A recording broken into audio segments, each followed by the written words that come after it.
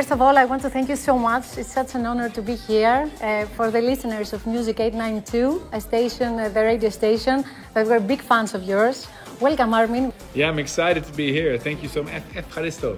Nice. You speak Greek? A little bit. What other words do you know? Καλημέρα, καλησπέρα, παρακαλώ. Nice. Yeah. I was here last year on holiday with my family. Okay. We enjoyed so much of Greece. We went to Nafplio, Monevasia, Hydra, Santorini, Athens, of course. I showed Acropolis to my family.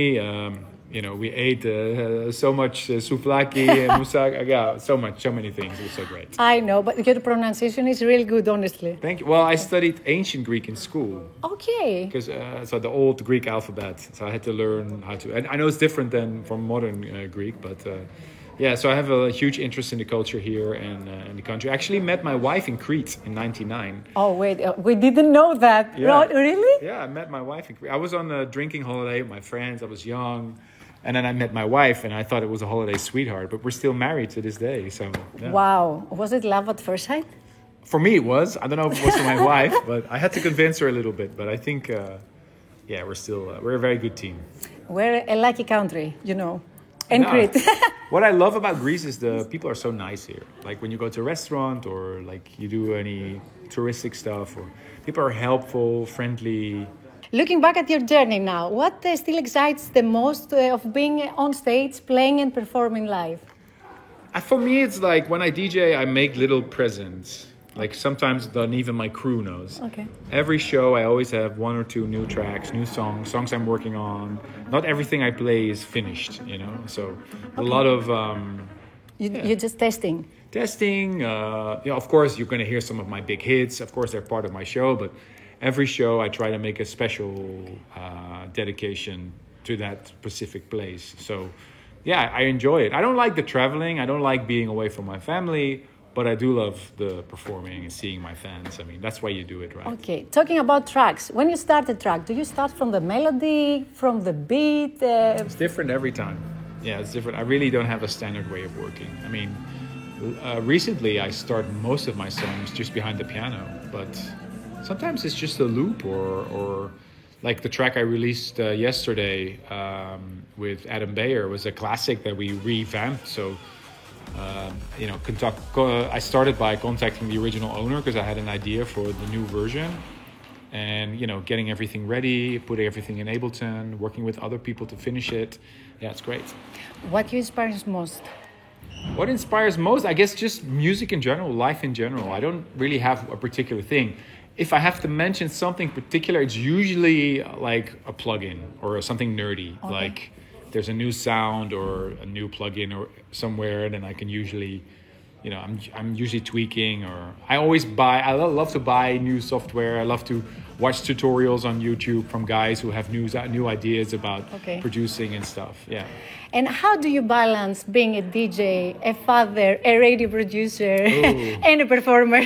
I could talk about this for hours, okay. But I try to keep it short. I think you're right.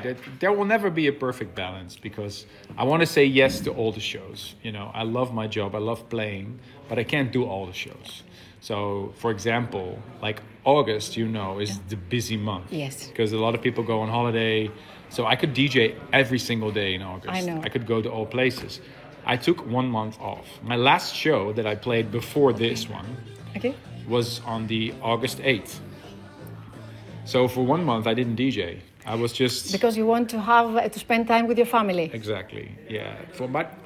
For me, it's easy. I'm 48. I already achieved a few things in life, so I have the luxury of choosing my shows. That's nice. So trance has evolved a lot since the zeros. How do you see its place in today's electronic music landscape? It seems to be more popular than ever. I think right now trance is a lot faster, but it really reminds me of the early days of trance, what's happening. I mean, a lot of these new names, they bring back the old school sound. And it's something I'm really excited about. And I'm working with a lot of these young guys in the studio and I'm learning again. I've been making music for 35 years and I'm learning again. It's pretty crazy, yeah. You had the chance to meet the late Vangelis Papathanasiou. Yes.